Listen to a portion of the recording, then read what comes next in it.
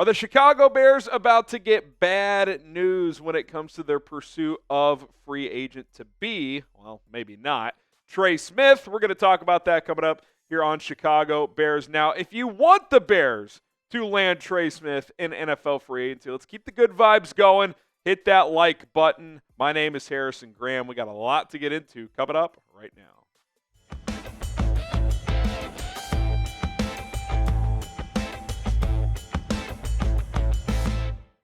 Is Trey Smith going to re-sign with the Kansas City Chiefs? That's where we start today's show. There's a report out there from Nate Taylor, top Chiefs insider, who said that there's, quote, growing optimism that Kansas City will sign Smith to a new 5-year deal. This came after Brett Veach said yesterday, which we talked about in last night's show, that he felt pretty optimistic that things were headed in the right direction, that there had been conversations between the Chiefs and Smith's agents at CAA. Obviously, this would stink, right, from a Bears perspective. But, Ryan Poles, Ben Johnson, their staffs, there's always contingencies. You don't enter a free agency like, if we don't get Trey Smith, we're screwed. You always have other plans. But no doubt, this would be kind of a, I don't want to say a kick in the you-know-what, but, it's a kick in the shin, if you will. But if it happens, you got to dust yourself back up and pivot elsewhere. Now, I still wonder, when it comes to Smith and Kansas City, if you're going to get re-signed with the Chiefs, I think at minimum you're wanting to become the highest paid guard in the NFL, right? So, look, if the Chiefs offer him $22, $23 a year and the most guarantees ever, I could see him re-signing. But if he re-signs before free agency and it's not to become the highest paid guard in NFL history, he is one good Samaritan for the Chiefs, because this is a guy who was supposed to be a second, third round pick and ended up falling to the 6th round because of a heart condition and has virtually not made any money in the NFL. I mean, to you and I, he's made good money, but he's made a couple $1,000,000, whereas if he was a second or third round pick, he'd have a lot more money.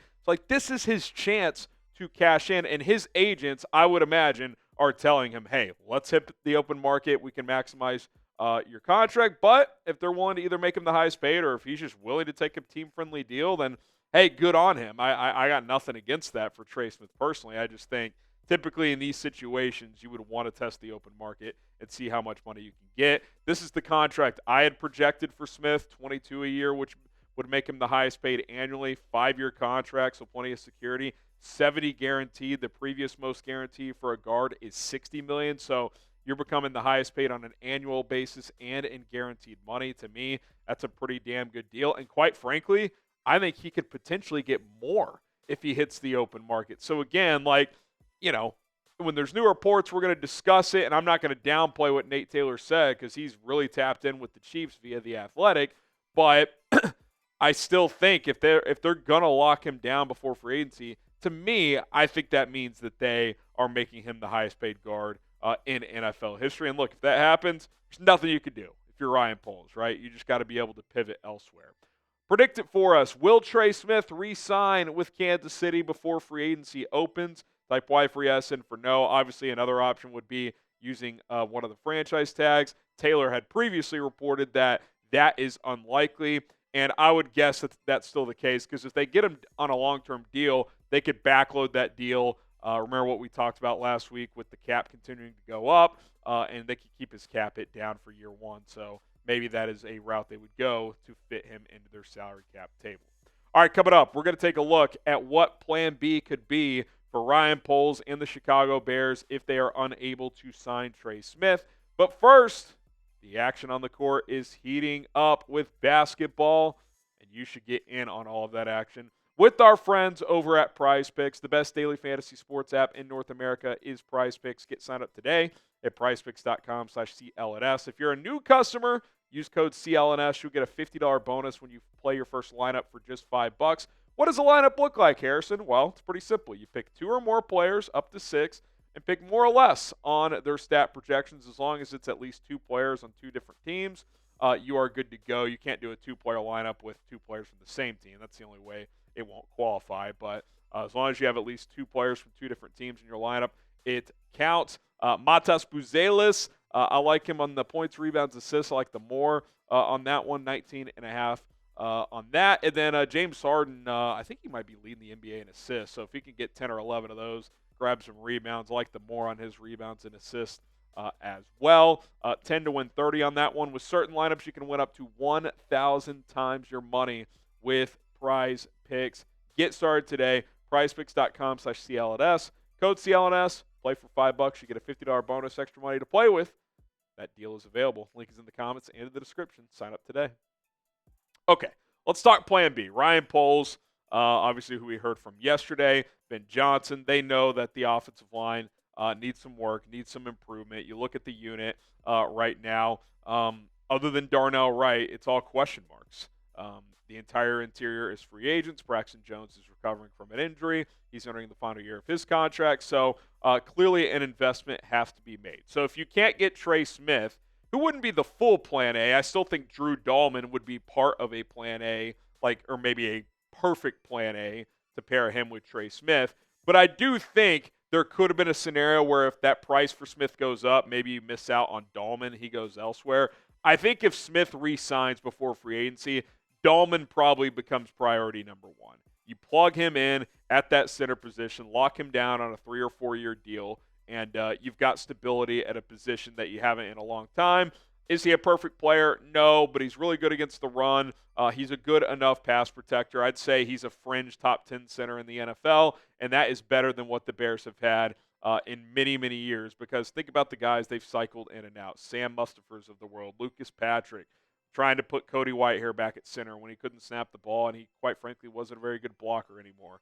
Obviously, last year, Coleman Shelton actually gave you better stability than what you've had, but ideally, he's a good backup or just a stopgap option. So you've been cycling through all these guys year after year after year. There's been no investment via the draft or free agency to find a long-term solution.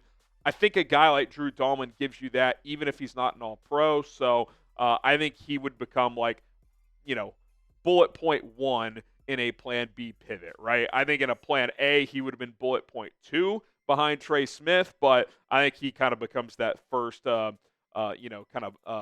notch in a belt, if you will. Okay, more thoughts on what plan B could look like. We'll take a look at some guards in a second. Subscribe to the channel, full offseason coverage your way. We've got the NFL Combine rolling along this week. Plenty of coverage for you guys on that front. Obviously, we're going to continue to pump out draft and free agency coverage, trade rumors that are out there. Live shows every Monday and Thursday. We'll be live tomorrow. So lock us in, subscribe. We appreciate having you. Okay, so you look at some other guards if you don't get Trey Smith. Does Mekhi Becton enter the forefront for Chicago? I've expressed some of my concerns. Is he a one-hit wonder? Is this just a benefit of coach playing under Jeff Stoutland and next to high-level players in Philly? I'm not sure. Kevin Zeitler, we'll come back to him in a second. Will Fry's interesting career path, was a backup for a couple years, full season as a starter, then last year was starting to break out, played awesome, but then 5 games into the season breaks his leg. That feels like a bit of a risk if it's a major investment. Brandon Scherff, kind of like Kevin Zeitler, probably 1-2 year guy. Could you bring back a James Daniels? Would he fit what Ben Johnson wants to do? They didn't view him as a scheme fit before, but maybe Ben Johnson would feel differently. Had some good years in Pittsburgh since the Bears let him walk a few years ago. Here would be my guess at the overall plan B. I think a Drew Dahlman, Kevin Zeitler combo kind of jumps to the forefront because Dahlman, you're probably going to pay him on the low end $10 million per year, up to $13, probably somewhere in that range on a 3 or 4 year contract, so a pretty good investment there. And then Zeitler, I think you probably get him on a 1 or 2 year deal, ideally less than $10 million per year. Maybe it's like 2 for 15, 2 for 18, something like that. He's a plug and play guy that helps you for the next year or two.